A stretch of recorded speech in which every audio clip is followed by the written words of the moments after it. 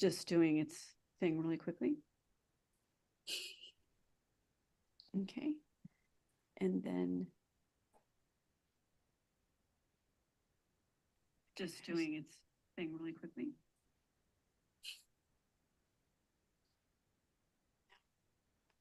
I'm starting the webinar now. And once I do that, I'm going to make all of you co-hosts. So in case something happens to me, nothing will happen.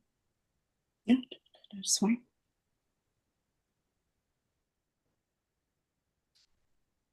And we're starting.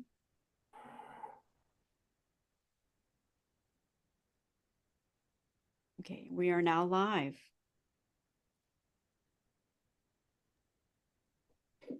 Hello, everyone. Welcome. Before we start today's webinar on examining of GMC, examining the medical gaze, sexual oppression, and also the ethics of female genital cosmetic surgery, I would like to introduce to you to Dr. Cersei Lecomte. She is the co-CEO of the Boston Congress of Public Health. Over to you. Hello, how are you?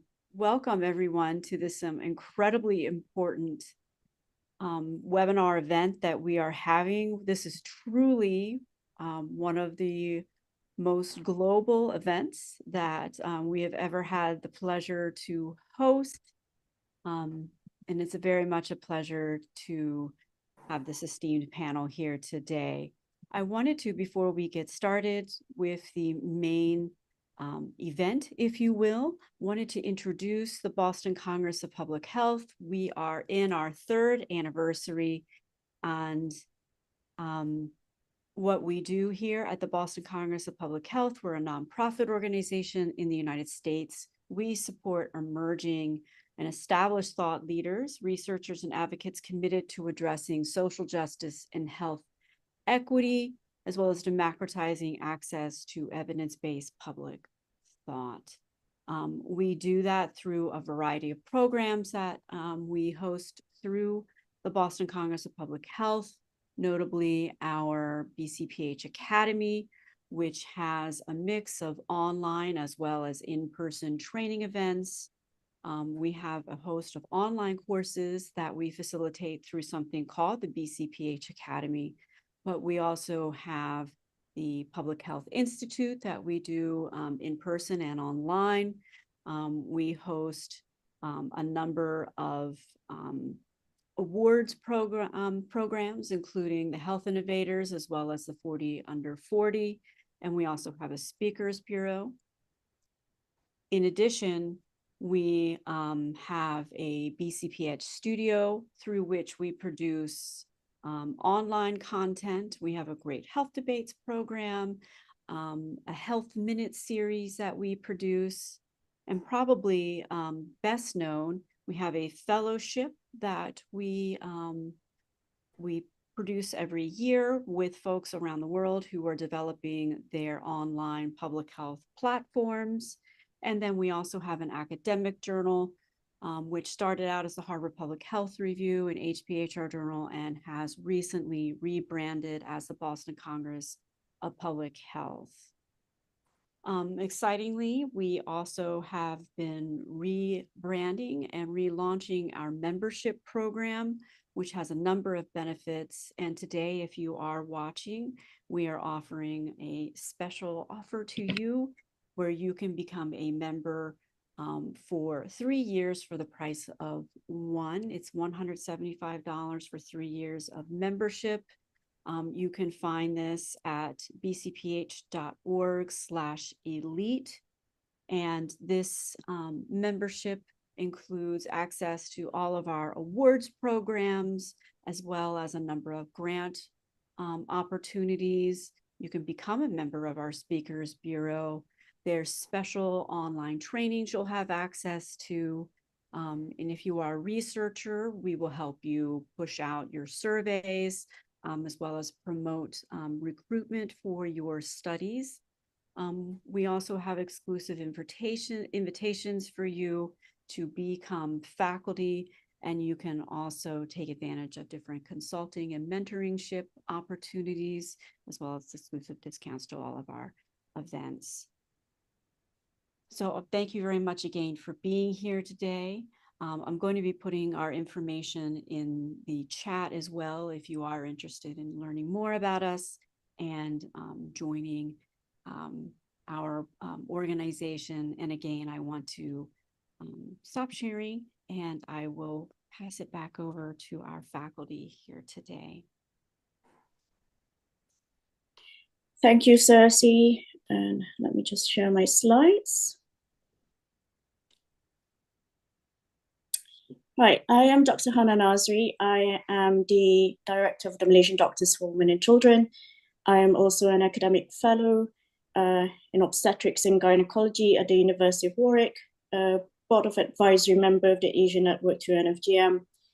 I'm also the Royal College of Obstetricians and Gynecologists Global Health Trainees Committee, and I'm also Treasurer of the Board of Directors of the Boston Congress of Public Health. And today's agenda is, well, you're having this introduction from me. I'll be talking a bit about clitoral anatomy, followed by the medical gaze and femoral genital cutting by Professor Yufu Iguchi, an argument supporting the criminalization of female genital cosmetic surgery by Sarah Ray. And then we have some panel discussions and a Q&A to the floor. So if you have any questions, please put your questions in the Q&A box, and I will read out your questions during the Q&A session. So who are the Malaysian Doctors for Women and Children? We are an informal academic forum. We are a group of Malaysian doctors who are passionate about the academic and scientific discourse of non-medical cultural practices that affect women and children, and of health inequalities experienced by minority groups in Malaysia. And all Malaysian doctors contributing to MDWC or the Malaysian Doctors for Women and Children generously offer their time without any pay, and balancing this commitment with clinical work in hospital practices and academic settings across Malaysia and the UK. Any project funding stems from collaborative endeavors with educational institutions or affiliated organizations, but otherwise, most of it comes from our personal pocket money. So in this case, I would like to thank the Boston Congress of Public Health for allowing us to use your Zoom account. And the views expressed by the presenters do not necessarily reflect the Boston Congress of Public Health, and sponsorship does not imply endorsement of the content. So everything that's being said in this webinar is views expressed by the presenters and the Malaysian Doctors for Women and Children. And just to go over the brief overview of female genital mutilation, as by the WHO classification, there's 4 types. They're all non-medically indicated genital modifications, which include type 1, which is removal part of the clitoris or the entire clitoris. Type 2 is excision of the clitoris with some excision with the labia minora plus or minus the labia majora. And type 3 is removal of all the tissues, and then to suture the area to relieve a small hole for menstruation and then passing urine. And type 4 includes all other harmful procedures, which includes cauterization, cutting, or needling the clitoris, which is the type that we see in Malaysia. And to an increasing extent, we also see type 1 as well. So just going back to clitoral anatomy, because this is the area of focus in Malaysia, if I could draw you to the area which is circled, we have the descending segment of the clitoral body, which is covered by the clitoral hood, which is the skin. In some textbooks, you call it the clitoral prepuce, and the clitoral hood is just the skin overhanging the glans, which is at the bottom.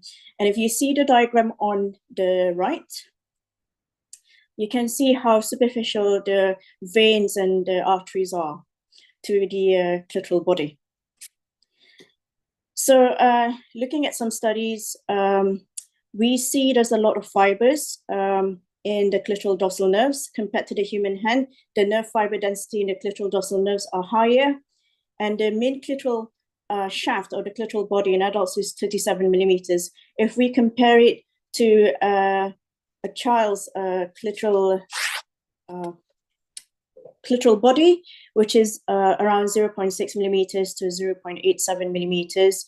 This is confirmed by 2 studies. We can see there's a growth potential of 400 times. And therefore, like whatever we cut has serious implications. And what are the immediate complications of type 1? Severe pain, genital swelling, hemorrhage, wound infections, including tetanus, which can lead to sepsis and death. Long-term complication includes chronic pain due to trapped or exposed nerve endings, keloid scar, neuroma, cysts, which could become infected, and sexual dysfunction. And overall, the psychological impact, shame and stigma for belonging to a culture that practices female genital cutting. Women who experience sexual dysfunction may avoid intimate relationships, potentially leading to sexual phobia. This can have serious repercussions on childbearing and marital happiness. Wrongly or rightly attributing chronic pelvic pain to female genital cutting. Obviously, there are other causes of chronic pelvic pain, which I wouldn't go into much detail in this particular webinar. Or wrongly attributing not being circumcised to marriage failure is what we see as well in Malaysia. So that's a whirlwind stop on the clinical perspective of female genital cutting, a bit on clitoral anatomy. Obviously, if you have any questions, you're most welcome to ask me. But the focus of today's talk will be on the medical gaze. So we've talked about the clinical aspects of female genital cutting.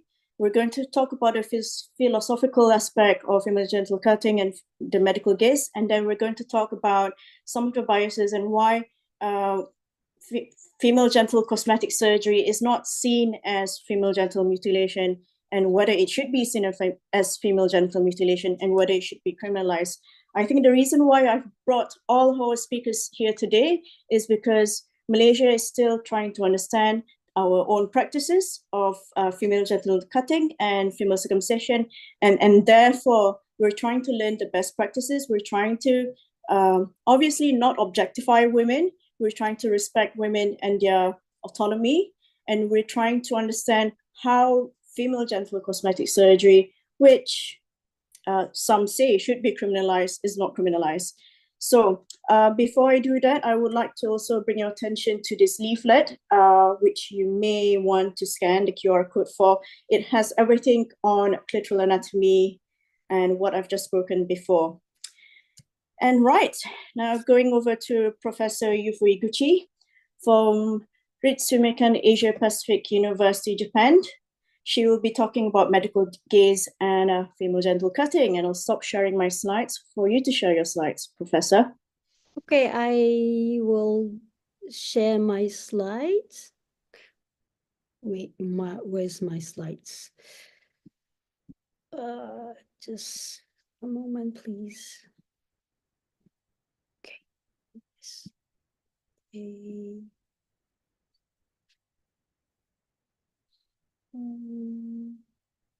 Something wrong.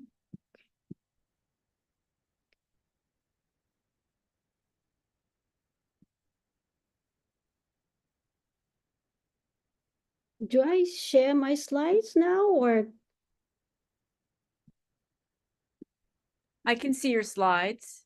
Okay. They Okay. look great. Okay. Thank you. Hey, thank you very much, Dr. Hannah. Thank you very much, Dr. Sers, invite me to this wonderful webinar. So my name is Yufu Iguchi. I'm from Japan. Like I'm teaching gender studies and cultural studies in Ritsumeikan Asia Pacific University in Japan. So today's talk, the title is Medical Gaze and Southeast Asian FGC. Okay, yeah. So this is the table of contents. So I introduce today's topic and showing theoretical frameworks, talks about a bit about the medical gaze, the situation at FGC in Southeast Asia, and then I talk a little bit about the FGC through the medical gaze, then conclusions. So today's... Sorry, But Iguchi, I don't mind. Are you sharing your slides now? Because I can't see your slides. Okay, wait, probably something wrong. I could see her slides. You Really? Wait, Yeah, okay. yeah, I can see the slides as well. Okay, I think, but Don't worry about it then. Please continue. okay. But probably like something wrong with my things like just wait for a moment. Give me a second. Because like I can't really see my PowerPoints in the share documents. Then I share the desktop. Is it okay for you? Like I share the desktop, like I can can see your slides. If you look at the very top, there's like, I don't know if you can see where it says your screen and then the webinar overall. Okay, because like was something wrong with my computer probably like Oh, no, it was working. okay. It was fine. I continue. Yeah. Yes, So you're doing anything great. like wrong, just probably something is okay. Yeah. Today's objectives is to consider the practice of Southeast Asian female genital cutting or FGC in terms of the medical gaze. So then I talk a little bit about what the medical gaze is and how the situation of FGC in Southeast Asia and why do medical practitioners do the non-therapeutic, non-medical practice. Then I hope that this might show some insights to consider the issue of cosmetic genital surgery, which is Dr. Sarah's issue. Okay, so today's presentation is basically based on this, our chapter with Prof. Rashid and Ms. Afika. They are my research partners, which is in this book called Female Genital Mutilation Cutting. You can get it like online. I mean, like it's an open access book and chapter. So let me start from the theoretical framework. So basically, modern medicine sees FGC as an inhuman practice. However, Michel Foucault, a French philosopher, questions the idea of progress and universality in modern medicine. So today's topic is to show like how we can see FTC from Foucault's viewpoint.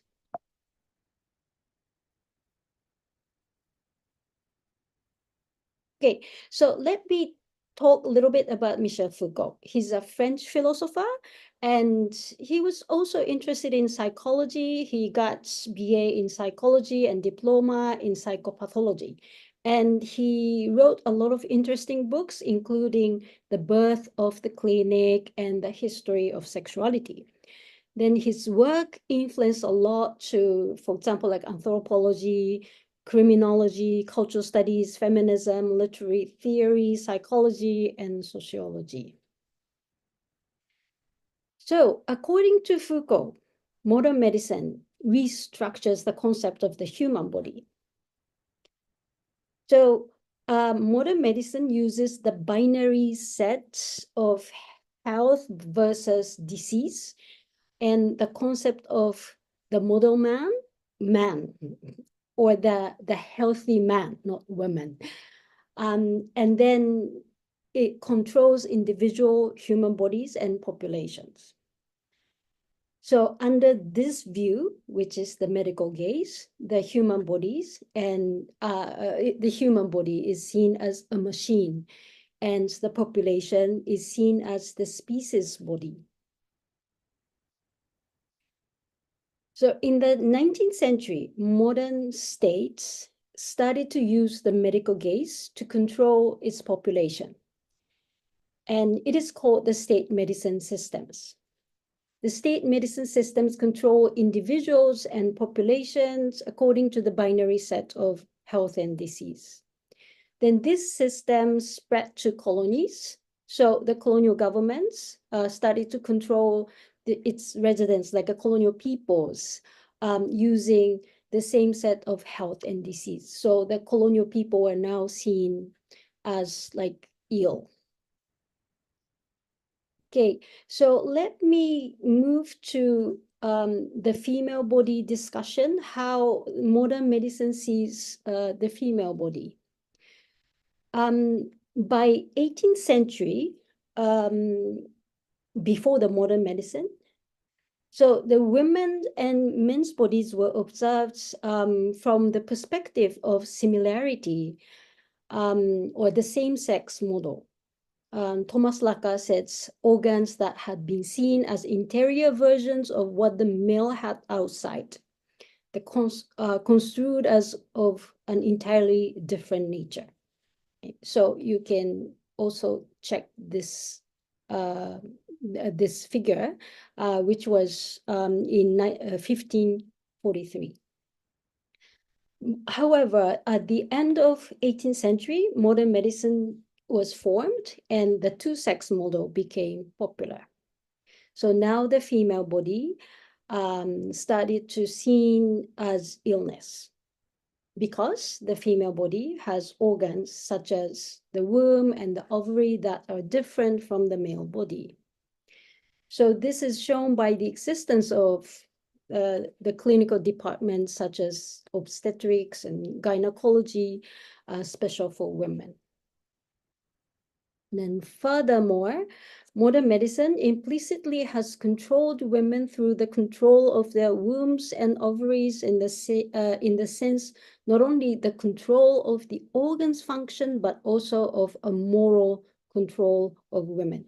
So it includes the punishment of immoral women. So you can find a lot of issues from the social state control of the female body, such as birth control, contraception, abortion. So the female body is an object or a tool for reproduction. Then, of course, the women for reproductive rights in the second wave of feminism. Then I think which is also the issue of Dr. Sarah's topic. Okay, so what happened in the colonies or post-colonies? So the colonial women or post-colonial women were seen like ill in double meaning. So they are ill because they are in colonies, and they are ill because they are women. Leno Manderson, who wrote a medical history of Malaya, a wonderful book, states that colonial medicine redefined the female body with respect to reproductive health. So in this sense, women in colonies were seen either mothers or prostitutes.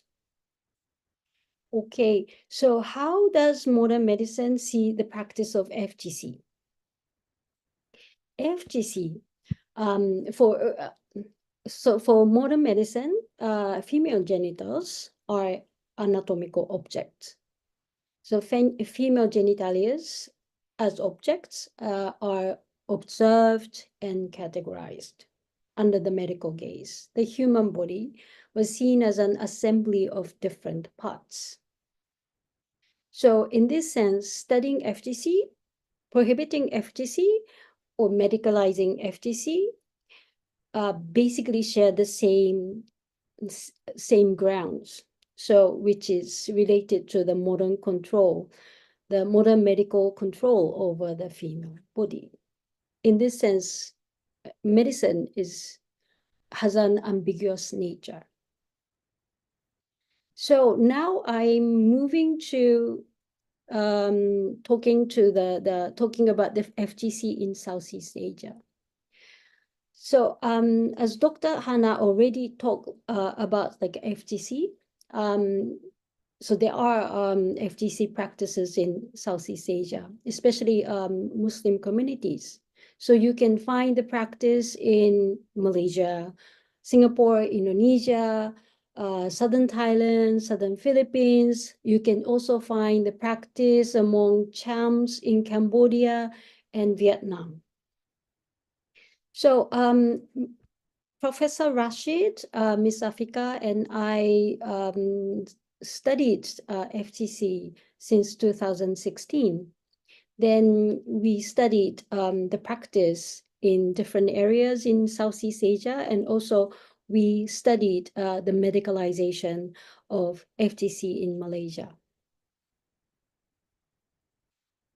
So let me talk a little bit about the features of FTC in Southeast Asia. Southeast Asian FTC has relations with Islam. FTC came to Southeast Asia with Muslim merchants since the 12th century. Then most of them follow Shafi'i school, which they say that female circumcision is mandatory or wajib. Basically, in Southeast Asia, type 4, it's performed. So, which is nicking or pricking the prepuce of the clitoris. And baby girls are circumcised. So it's a bit different from the African practices. We have to note that high FTC prevalence rate in Southeast Asian Muslim communities from 43% to 99%. So people believe that it's mandatory or wajib in Islam. And they say female circumcision or sunat. Female circumcision marks identity as a Muslim woman. And some say FGC reduce women's libido, but the others say FGC or female circumcision might increase women's libido. Then also there are people who say that it's because of hygiene. Sorry. You can find the trend of medicalization, especially in Malaysia and Indonesia. So last time, traditional midwives performed FTC, but now more medical practitioners are performing FTC. And younger population want medical practitioners to perform FTC. So I move to today's core discussion, FTC through the medical gaze. So, is the female body seen by the medical gaze in the practice of FTC? So, is there a relation between the medical gaze and FTC practice? So, I talk it from 3 different points of view. First one is state. The second one is medical doctors or medicalization. The third one is the local people. So number 1 is the state intervention of FTC or state medicine and FTC. So in conclusion, the state's control of FTC in Southeast Asia exists, but is limited compared to Africa. So Indonesia, there's statistics, but the government's attitude is a bit ambiguous. Malaysia, no statistics by the government, but the Department of Islamic Development Malaysia, which is the government's department, recognized the practice from the religious viewpoint. And this department provides anatomical details. So meaning that they use the logic of the body as a machine. So medicalization of FTC. So WHO defines the medicalization of FTC as a situation in which FGM is practiced by any category of healthcare provider, whether in a public or private clinic, at home or elsewhere. Malaysia. Malaysian government is silent on medical practitioners performing FTC, and MMC has not stated its official stand on the practice of FTC among doctors. Actually, we conducted the survey of medicalization of FTC in Malaysia from 2018 to 19. So you can find it in a article published in 2020. So 20.5% of the Muslim doctors in the survey practiced FGC. Most of them had received unofficial training from their colleagues. And 60% believed that FGC was legal in Malaysia. So obviously, the doctors follow kind of medical procedure when they are performing FGC. So they obtain consent, they ask whether patients had infectious disease, bleeding disorders, or other alignments. Then they perform WHO's type 4. And most use local anesthesia. And after the procedure, more than half apply antiseptic. So for them, it's really like a medical procedure.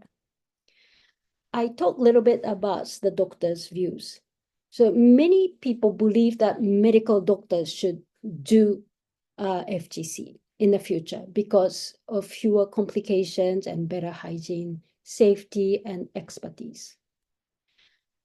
Why do you do the practice? The question, like the doctors say, basically because of religion. You know, there is a demand for it because of religion. I have to do it. I'm a medical professional, but I still have to do, and there's no other reason for it. About the question of medical benefit, doctors say, I can't tell you. I don't think I can find one. So the questions about why do doctors do non-therapeutic practice? A doctor says, you know, if they, mean midwives, do it in the villages, you never know about the infection control. So you might do it in the clinic. I know how to do it. We also asked like reasons not practicing FGC for those doctors who do not doing. So they said because they don't have any training to conduct FGC.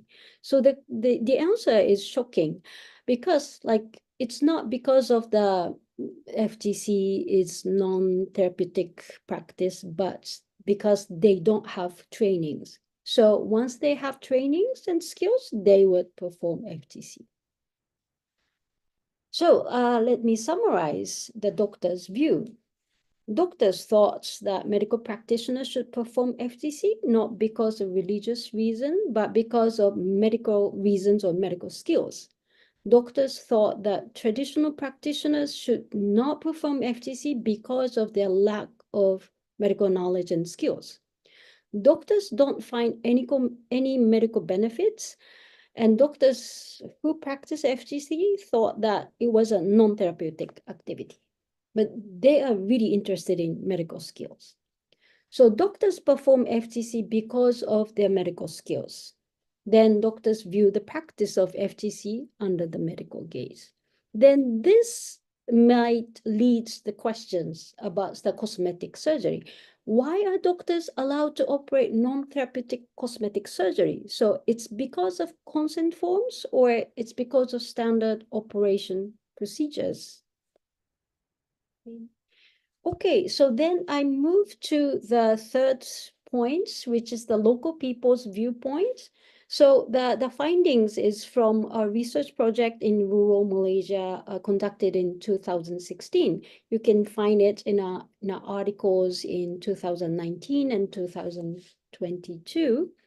So how do the local people view their practices? The local people didn't know the problem of FGC in Africa. So then for them, FGC is not a problem. Then for them, it's a religious practice. However, they are not in a completely in a traditional world, but they are also like a globalized, modernized. Okay? So medical terminologies and viewpoints gradually came to pervade the local people's ideas and consciousness. For example, younger people prefer medical practitioners than traditional midwives because of medical reasons, because the medical practitioners know more about the human bodies. So that's the change in rural village. Okay, let me conclude my presentation. So I said that there's an increasing medical control over the female body in the present time, which is like objectifying of the female body, including the female genitalia. So the control is promoted by Southeast Asian FGC. Or is Southeast FGC a traditional and religious practice that is not related to medicine? So, first one, state. Distinct state medical control over FGC does not appear to exist in Southeast Asia. It's not like Africa. African government prohibits FGC. However, the medical gaze can be found in a religious resolution, such as fatwa in Malaysia. Number two, medicalization of FGC. So we can find an ambivalent nature of medicine. To the extent of objectifying the female genitalia, medical practitioners are sharing the same medical gaze, whether they are promoting FGC or attempting to stop it. Number three, the local people. Local people initially thought that FGC marked religious identity, but they increasingly came to view it through the medical gaze. So this is it. I hope that my presentation gives you some insights. Thank you very much. Terima kasih.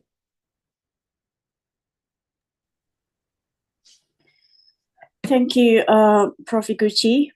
We'll ask you questions in the question session. Right, moving on, we have Sarah Ray from the University of Oxford, who will be talking a bit about her thesis. Some of the work is still unpublished, but Sarah has kindly shared with us some of her research work.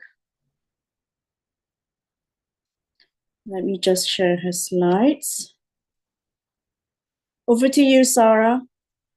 Hi, thank you so much. Hello, everyone. So I'm Sarah. I'm a PhD in law student at the University of Oxford.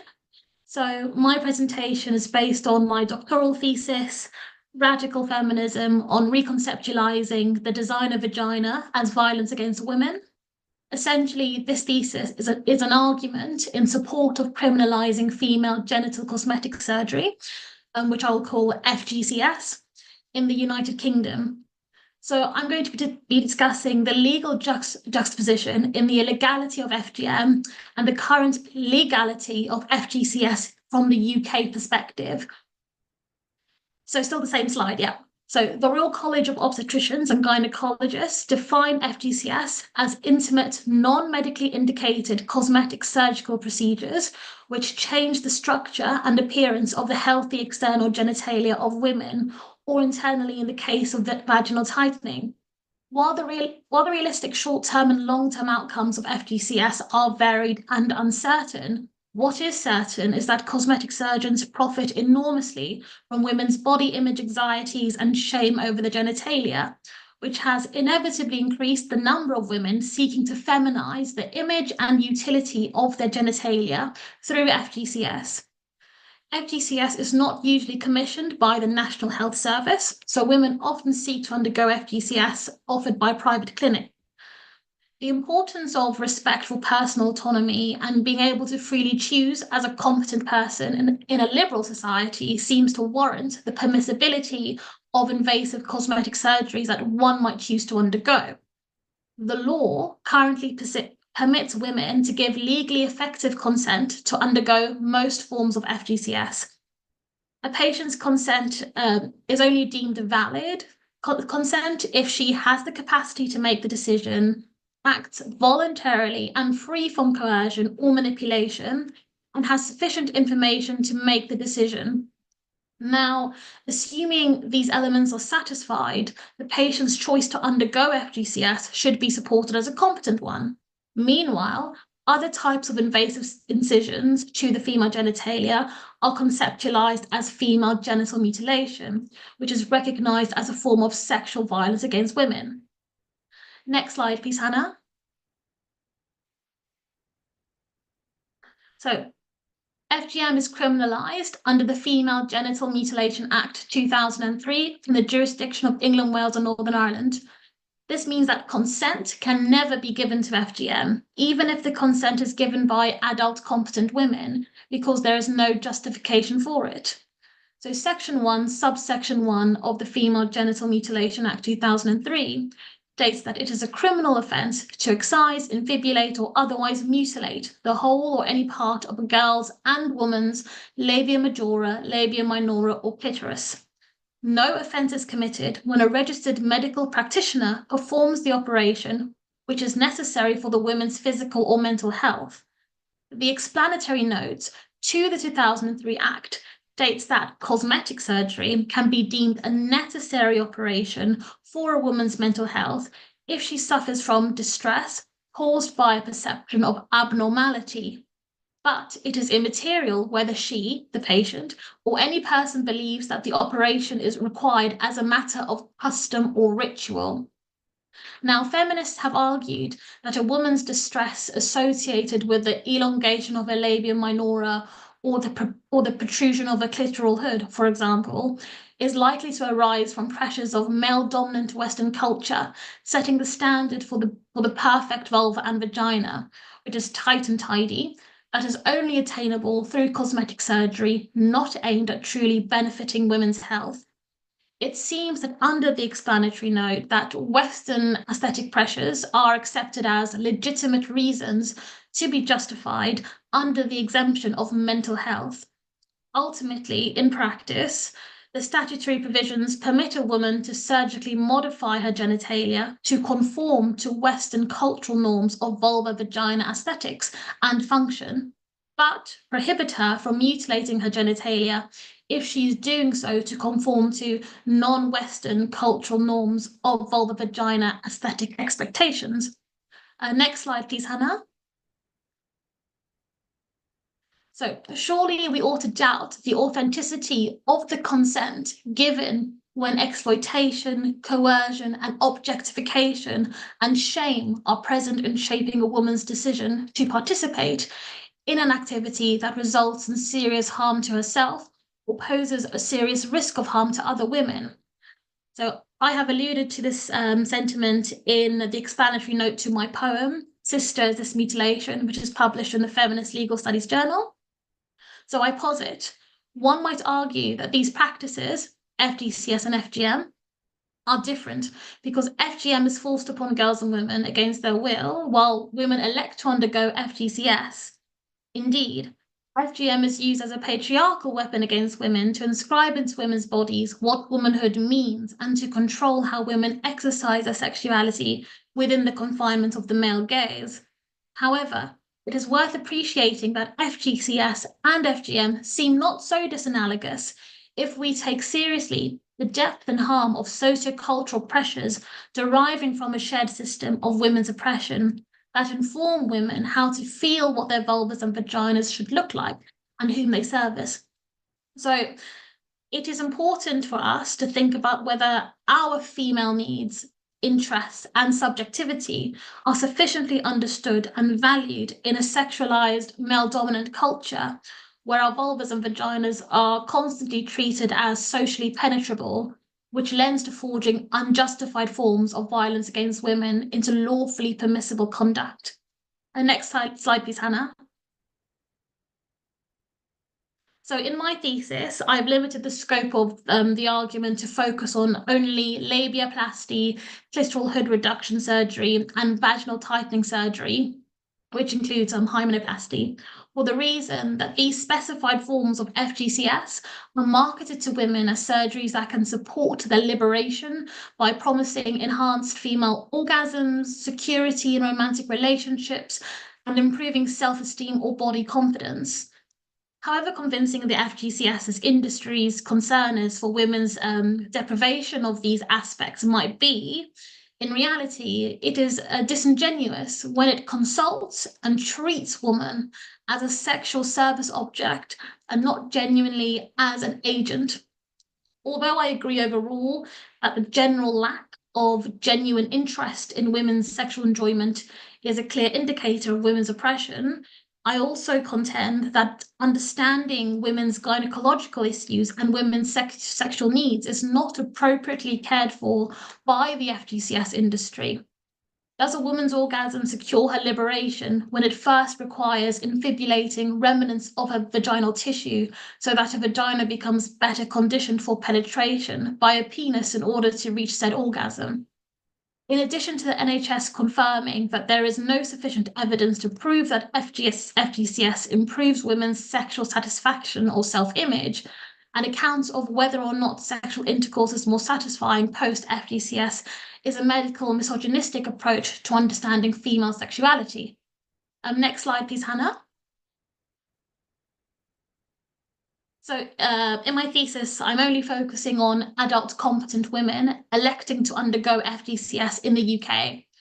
I will be focusing on making a two-pronged argument. The first is that there is no valid consent, and the second is that consent cannot be used as a legal defence. I also explored the patriarchal expressions of violence against women vested in the permissibility of FGCS, such as the sexual objectification of women's bodies, the commodification of women's bodies, and the coercion of women's choice. So when thinking about whether the state should criminalise FGCS, we must first ask whether FGCS is a serious harm. If it is, then it is a suitable candidate for criminalisation.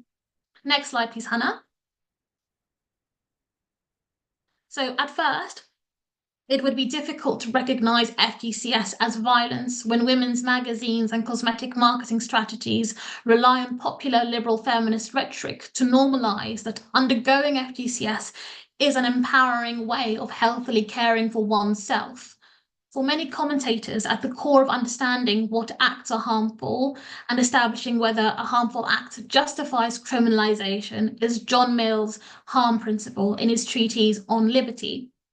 So overall, the harm needs to be really serious for the law to prohibit it. And this is usually justified in the interests of the greater public good of society. So Mill's harm principle has been interpreted by Joel Feinberg in the moral limits of the criminal law to mean that conduct should not be criminal unless it is harmful to other people and threatens society, and that conduct which does not harm other people and does not pose a threat to society should not be criminalised. However, the harm principle in its original formulation does little to define what is strictly meant by a harm.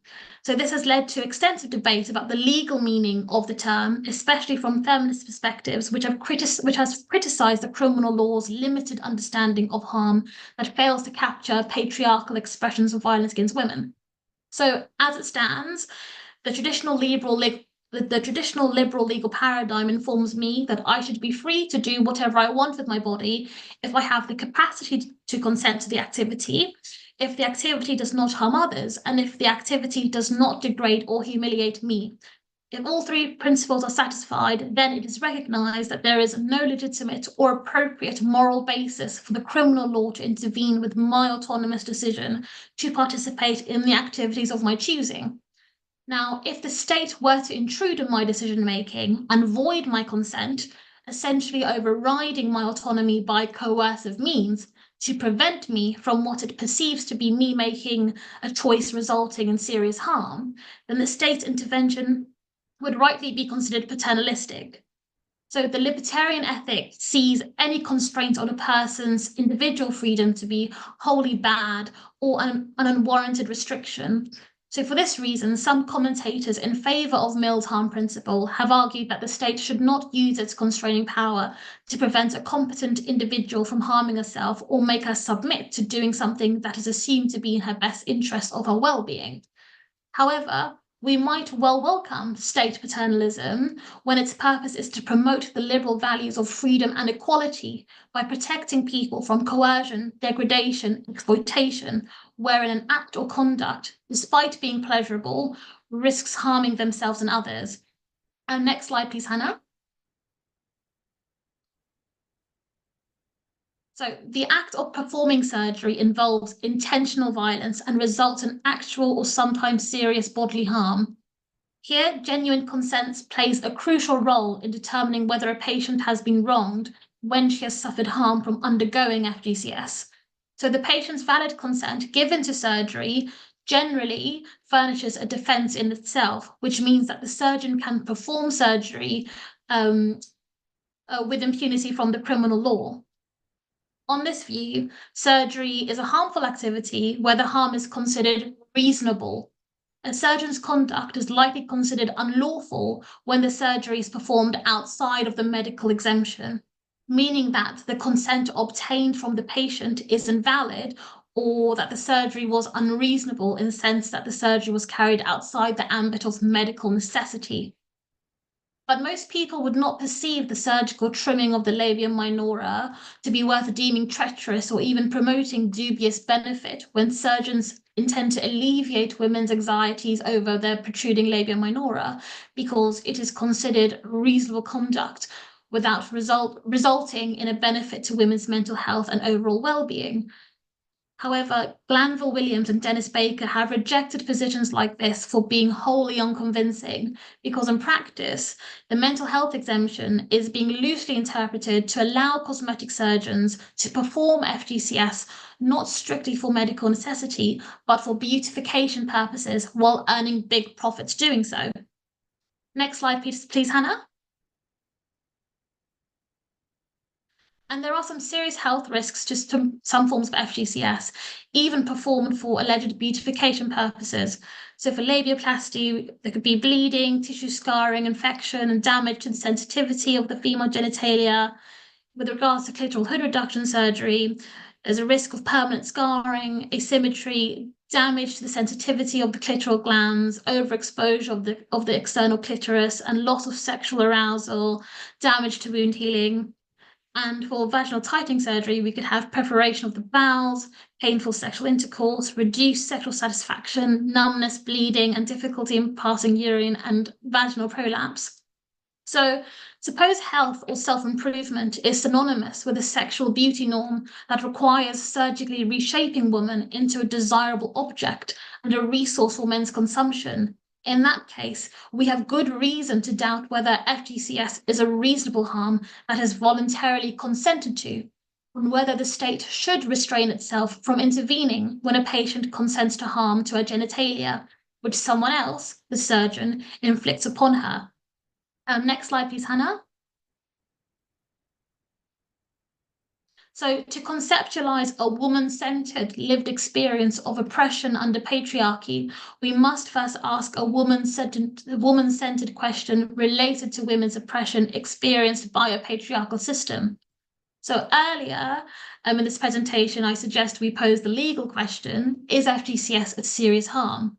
Now I ask, does the law oppress women by permitting FGCS? So radical feminist theory, which is the framework I'm utilizing, exposes a flaw in the legal treatment of FGCS under the liberal legal paradigm. And the flaw is found in the preservation of male privilege or preference for men's needs that currently exists in a statutory loophole that permits and normalizes the infliction of unnecessary harm to women's vulvas and vaginas on the grounds of a publicly tabooed abnormality.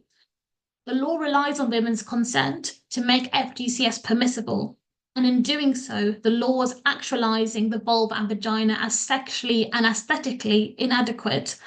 And this suggests that the primary role of the vulva and vagina is reduced to being an effective recipient of a penis and worthy objects to the male gaze, thus holding women accountable for servicing themselves as a sexual object or fantasy.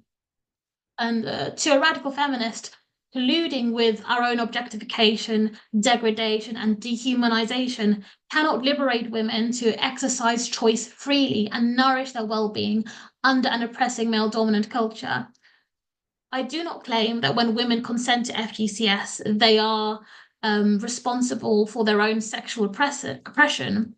Instead, I mean that the law permits the unnecessary use of physical force, the invasive surgery, as well as imposing symbolic violence onto women's bodies to maintain women's involuntary subordinated status in law and within society, and seeks to justify that by reference to the consent of those same women.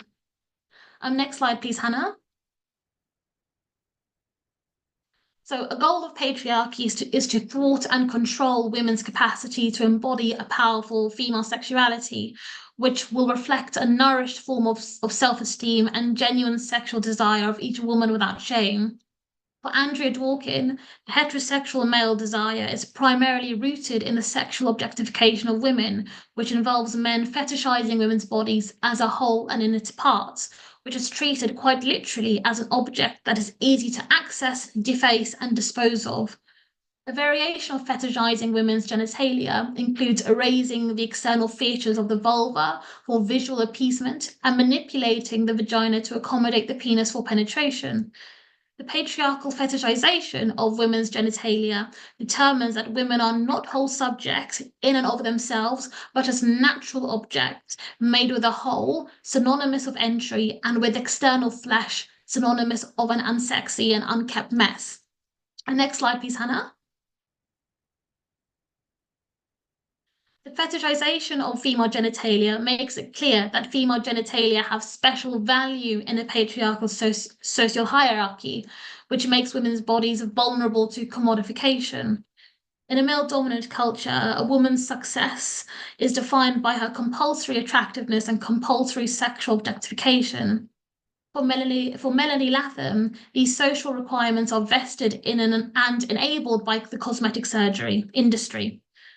FGCS turns women's genitalia into more valuable, expensive, and desirable objects, into designer vaginas. And in turn, women with designer vulvas and vaginas are projected as a competition for other women. In exchange for being able to afford and undergo the harm that achieves a tidy vulva and a tight vagina, women are rewarded with acceptance, respect for respect and love from others, or at least admiration. However, the longevity of these rewards for women's beauty labour is not guaranteed. Women's genuine self-love for their bodies and respect for their bodily integrity and bodily autonomy are unstable in an environment that pressures women into a commitment to suffer an unnecessary loss, a literal loss from their bodies and loss from their money. When women spend their financial resources on modifying themselves into better versions, they are used as better functioning and more useful resources for others to use. Next slide, please. So every choice a woman makes is a choice towards her freedom. But it is often the case that women need to dissimulate from their own desires and comply with patriarchy to live without fear, lovelessness, poverty, exclusion, and setbacks that threaten their survival. The notion of consent under the liberal legal paradigm assumes that there is an equal playing field between men and women, which means that both sexes are considered autonomous and rational agents. In this sense, men and women have the same opportunity to make choices for themselves and experience the result of their personal freedom without being limited by negative external factors such as gaslighting, blackmail, and manipulation. However, radical feminists argue that these forms of coercion are disguised in the language of choice, fulfillment, and liberation to justify practices that physically harm, sexually objectify, and commodify women. See, patriarchal desire still receives satisfaction from denying women from flourishing, which means living without conditions that require women to treat themselves as performative and expendable things for another's gain to no end. Women are not awarded the power or respect in this regard. So what we can learn from radical feminist theory is that consent is not always synonymous with women's liberation when choice is rendered to compliance. Next slide, please, Hannah. So finally, I draw attention to the United Nations zero tolerance to FGM. The Crown Prosecution Service in the United Kingdom recognises that FGCS is captured under the Female Genital Mutilation Act.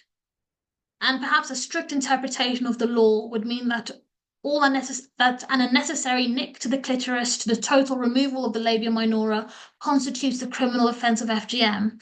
This is why in my thesis, I aim to reconceptualize FGCS as a form of FGM rather than a female empowering and harmless practice. Next slide, please, Hannah. So in conclusion, I argue that there is no valid consent, thus consent cannot act as a legal defence. The individual choice to undergo FGCS negatively affects women's flourishment generally, and that FGCS is an undignified, degrading, and humiliating practice, and through blameless collision with patriarchal demands to conform, women are being subtly pressured to punish themselves through harmful means. Thank you.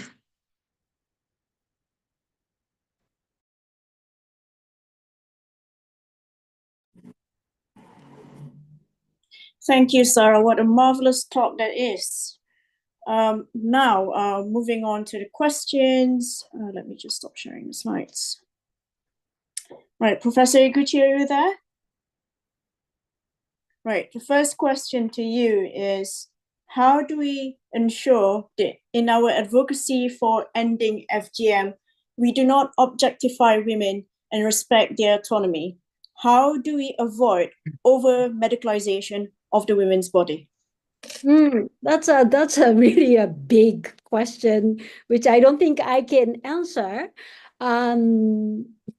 So like, okay, like if we focus on the FTC, I don't talk about FGCS, like not cosmetic surgery.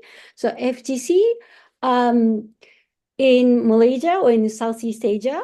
So it's very difficult, like unlike Africa, the Southeast Asian FGC, it's not really like a severe, like compared to Africa. But I know several respondents, like they are Malaysian doctors, female doctors, who said, who talked about the traumatic memories.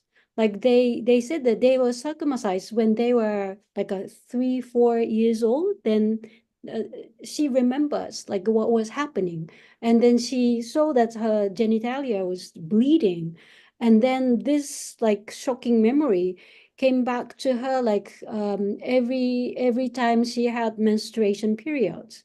So meaning like even in Southeast Asian FTC, which is called like a mild FTC, but there's like a traumatic memory. But at the same time, like, so I don't say like, yeah, the FGC in Southeast Asia is okay, but at the same time, because like a people believe that it's a religious practice, so it's very difficult to, like just say like a stop FTC. Okay, so I think like we need like something like a kind of education, like a knowledge information to those people. Okay, and okay, so but at the same time, I'm thinking about like the objectification of the female body, which is not limited to FTC issue. It also includes like cosmetic surgery or other things like everything like relating to the female body. So it's really like a big issue. Then I can't say like, okay, stop medicine, right? Because like, yeah, we got a lot of like benefits from medicine, but at the same time, modern medicine has this ambiguous nature. So I can't show you like the complete, how to say, like solution, but what I can say is like how to say, like I want you and I want everybody to start learning this kind of issue, like so how the female body is objectified in this society.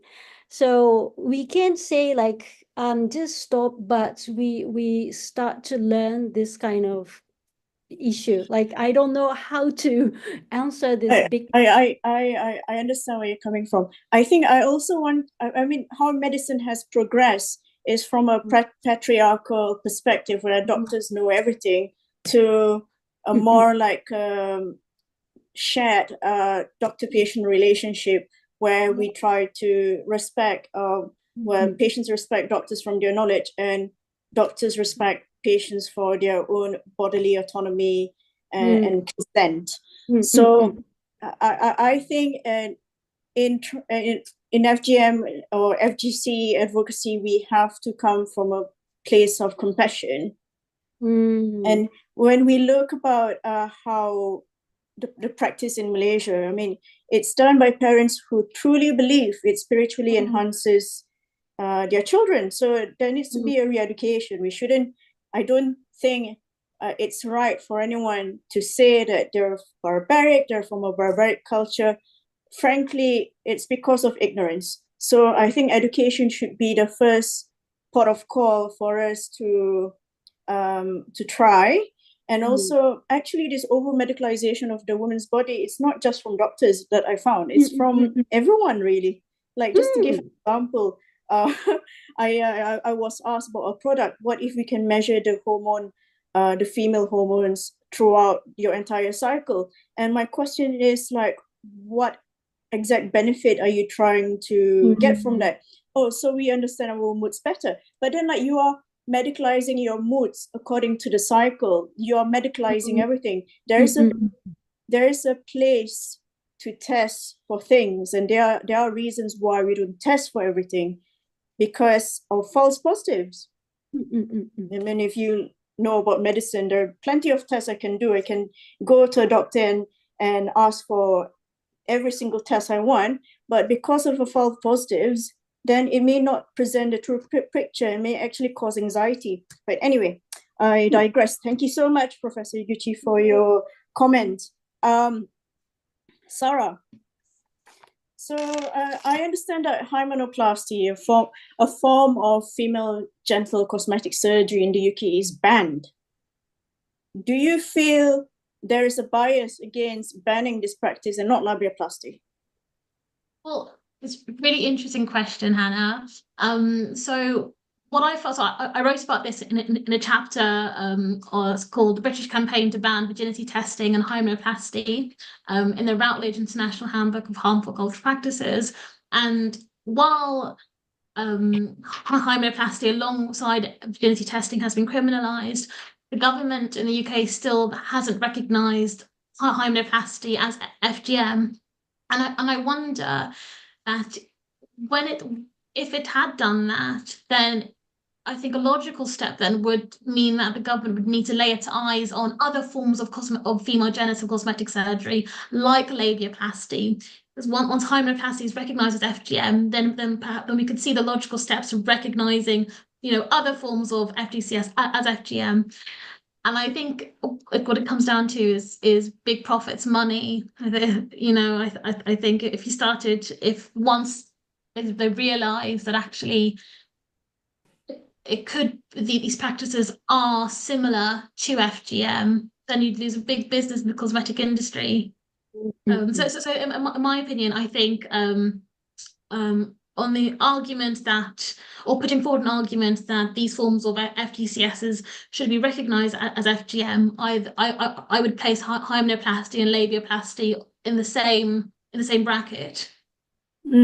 Yeah, so my understanding is that hymenoplasty is banned because it has certain cultural practices where virginity is seen as a prized thing to have for a woman. And we know which cultures this actually stem from, because but even in, for example, in Harley Street, white Western women could elect a hymenoplasty to rejuvenate their sex lives. And arguably, that doesn't come from the certain cultures or ethnic groups that are deemed to practice FGM, for example, right? So you can see the racial bias in here as well. Why is it okay to laud and encourage so-called British Western values? I think. Yeah. There is actually an interesting question here. How will a doctor in UK tell the difference between someone asking for FGM and FGCS? It feels like they would only be going by race and religion of the women, which is really interesting. If I were to present you a hypothetical situation of a 21 Ethiopian woman going to the GP, please GP, could you needle my clitoris? I understand the consequences and I understand the potential risks and complications. Could you needle my clitoris for my own spiritual enhancement? Versus a 21-year-old woman who would go to her GP, please, I don't like the look of my vulva, I would like to have labiaplasty. Which one would the GP report for wanting FGM? We know the answer to, but I'll just leave it to that.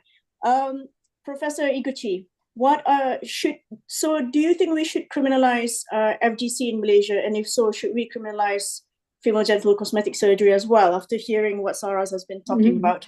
I don't think like the criminalization is the good choice. Yeah. So because because like in Malaysia, like especially people believe that FGC is religious practice. So if you just ban, prohibit, criminalize, it doesn't work like in Africa. So the practice goes underground after the criminalization of prohibition by the government. So I think we should find like a good way to like an advocacy way to find it. Yeah, I agree with Professor. I think the law cannot be relied as the only tool for change. I think education and also establishing a more relational approach to communicating with people with whom these practices affect is incredibly important to alleviate those pressures that are placed onto the girl child and women in greater society. Yeah. Can I answer Huda Said's question about the collaboration? Please do. Shall I just read the question to you? Yeah. Right, just for everyone to be aware of. Thank you to all speakers for such an informative session. Since FGC in countries like Malaysia, Indonesia, and even Pakistan is considered a sunnah or religious obligation in specific Muslim communities, what kind of collaborative measure would you suggest between the medical science and social science field to curb the practice? Yeah, thank you. So I think this question is related to like Dr. Sarah's issue. So currently Professor Rashid, like he's my research partner and he's a public medicine professor, and I are collaborating together like public medicine and gender studies. And then like currently we have planned to do some how to say kind of advocacy project or enlightenment project in Vietnam. We're using like a mobile medicine which is like using like a SNS and then send like information about like a health and including like a FGC or women's health, and then like try to educate, like try to give local people the health knowledge. So like we're doing like a 1 year, 2 years, and then like a measure like how much they how to say how much they can learn like the new knowledge about the health. But we are using like a videos or very like a short articles, not a lot of like how to say long articles, but using like a TikToks or something like that. So I think that kind of like a ways can how to say like a help to solve the problems. But that's not only solution, but that would be one of the solution. Right. Thank you, Prof. Iguchi. I will just go through the questions. There's a question from Said Arif.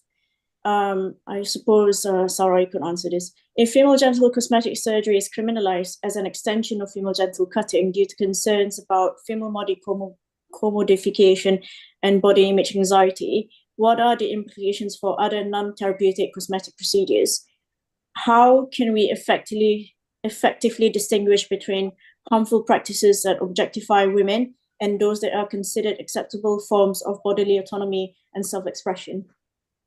That is such a really, really good question, Saeed. And I'm actually working on a chapter on that specific question for my thesis. So I haven't completed it yet, so I can give like an overall idea, I suppose. So what I imagine kind of reform I imagine for the FGM Act is to clarify the medical exemption, which would be then to produce a boundary of medical necessity. So when our non-therapeutic cosmetic surgeries, like such as maybe nose surgery or maybe breast enlargement surgery is medically necessary, because in the context of FGCS, when a labiaplasty is performed, most likely it's done outside of the ambit of medical necessity, so to neaten up the look of the labia. However, there are really valid examples where the labia minora is very long and it's causing friction with wearing underwear and jeans, and I would suggest that then performing a labiaplasty for that benefit, would be a legitimate medical necessity. And I'm not sure, did I miss anything else in that question? No, and I would like to add to that as well, like as compared to other forms of like cosmetic surgery, the female genitalia, anyone's genitalia, not just male genitalia, holds a special place in the individual's body. I mean, like, it's not something that you go out and parade to everyone. You only show it to people privately, your partners. If someone has rhinoplasty, for example, it's really obvious in the nose, like it's on your face, it's obvious, but you wouldn't show your genitalia to just anyone on the street. This is why the female genitalia, the male genitalia holds a special place. It also holds a special place because it has of its reproductive function and sexual satisfaction as well. So they're very, very sensitive organs. If any nicking, pricking, or needling, or any cutting can potentially like cause a severe harm to the patient in terms of their sexual satisfaction, in terms of pain, in terms of all the complications that Sarah has kindly listed. And that's why it's different, in my opinion, to other forms of cosmetic surgery. And of course, I think the other question is like, what's your take on non-surgical modifications of the genitalia? What are your thoughts about it? Non-surgical? Non-surgical modifications of the genitalia. So like injections, like it's like G-spot injection. So what's really interesting is that what I was researching, the G-spot amplification procedure from the UK perspective, in British clinics, it's titled G-spot amplification surgery, even though the procedure involves injecting, right? So Yeah. I think feminist Anne Coote wrote about the myth of the vaginal orgasm, and so I think there's so much that we don't know about the female orgasm in terms of the G-spot itself. So I even wonder, perhaps it's too far to suggest that the medical professions could be inducing fraud by permitting and promoting that kind of procedure, but I think we don't know enough about it, and I think from that perspective, I think it's most likely to be unnecessary, medically unnecessary. Completely. There's no evidence there's no evidence whatsoever for G-spot enhancements injections. I don't recommend it to anyone, and I just want to put it out here, like, as a doctor, I have no aspiration of becoming a female genital cosmetic surgeon at any point. I'm an obstetrician and gynecologist by training. Anyway, may I ask Sarah like some questions? Like, oh yeah, yes, please, yeah. I would like to know, like, so the doctors can legally harm the human body because of therapeutic reason, right? Oh yeah. But the cosmetic surgery is not medical. So Yeah. how are doctors allowed to perform the non-therapeutic cosmetic surgery? So Well, like from the legal viewpoint. right, so it's cosmetic surgery is still under the bracket of surgical intervention, according to a leading case law. And the cosmetic surgery industry, there is regulation, like from the British Association of Plastic Surgeons. So there are guidelines there. But when I was talking about the surgery as a harm, I wanted so that came from a legal analysis, which was really long. So I tried to reduce it, but it was basically setting up the point that at first instance, the law sees any invasive cut to the person as a serious harm, as a form of ABH or sometimes GBH. However, that harm may be exempted if it is done by a medical professional, so surgeon, midwife, and if it is done for the benefit of the patient. And so, under the under the exemption to the FGM Act, surgeon, for example, is not allowed to perform FGM. However, if the woman feels that there's an abnormality with her genitalia, then by excuse of the mental exemption, it can a mutilation can be performed for the benefit of the patient's mental health interests. You see. So that's mental health. It's because of like a male-centric society. Yes, Absolutely. exactly. Yes. Absolutely. Yeah. That's why it's a bit strange. So sorry, I'm just like trying to answer all the questions. How do you say it's like same goes with piercing? What about piercing, genital piercing? Anyone wants to answer this? Do you have any thoughts? My thoughts. Well, I know the UK law says genital piercing does not amount to any acts of abuse because it's done for It's called a consent, personal, right? Because there's consent, right? personal satisfaction for body, Adornment, yeah. personal adornment like wearing jewelry. Yeah.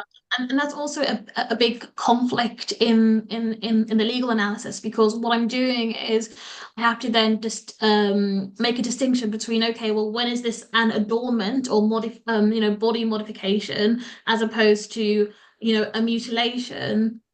But then I think again we might want to go back to the zero tolerance approach to FGM. So zero tolerance really does mean zero tolerance, right? So no appreciation for any kind of FGM. However, what I do stipulate is that, I think there are certain situations where this might be necessary for the genuine medical benefit of that patient, such as a very long labia minora that causes friction by wearing pants, and that might really disrupt your day, even walking, cause pain. So yeah. Right. Okay. I can only allow 2 questions left, unfortunately. One question from an anonymous: how can a doctor in Malaysia say to a family that they won't perform FGC in their child in a way that can be seen as educating the family rather than humiliating them?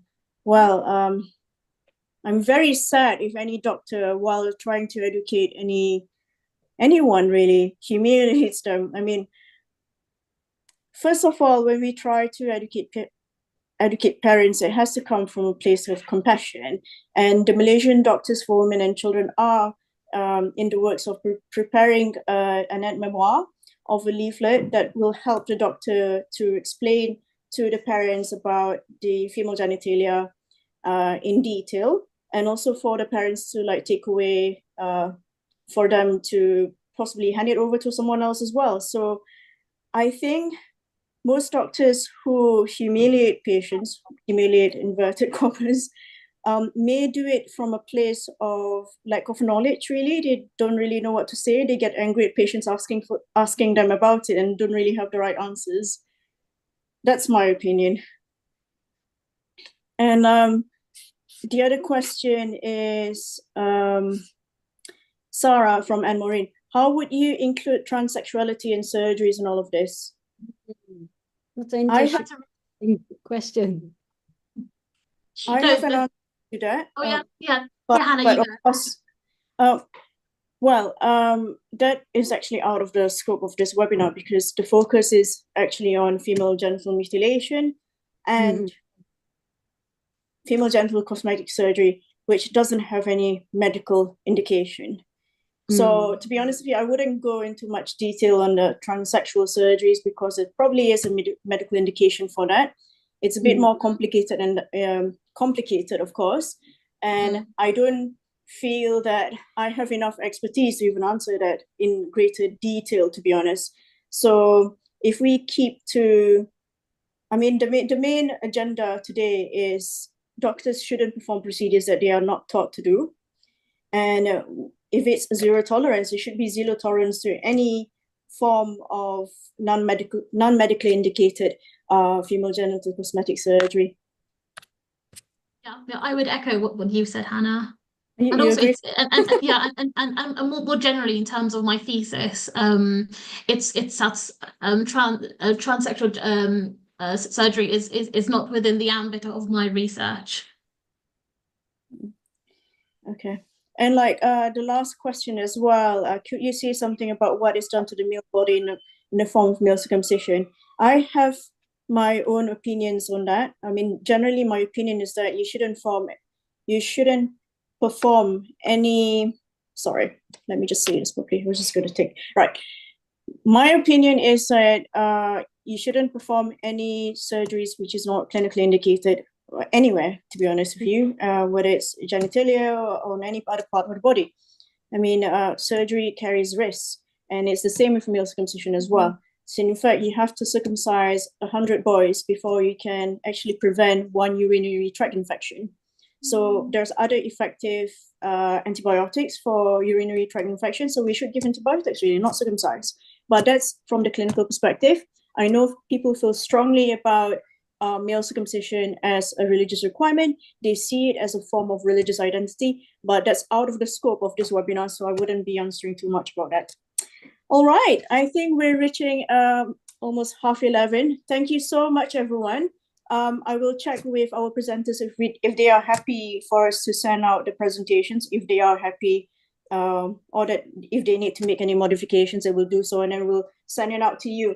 We'll also be sending out feedback forms. If you could fill in the feedback forms, you'll get your certificate. Otherwise, you won't. We'll send it around in an email. So thank you so much for everyone today. And any final thoughts, Sarah, Professor Iguchi? Thank you None very for me, much. but thank you. Yeah, thank you so much. This has been a really important discussion. I learn a lot. Me too. Me too, me too. All right, everyone. Thank you. Bye-bye. Thank you. There's also going to be a survey that will come up in the browser and will also be sent out via email. Thank you. Okay, So thank lovely you. meeting you. Thank you. All the Keep in best. touch. Take care. Yes, Bye-bye. please. Yes. Bye. Bye.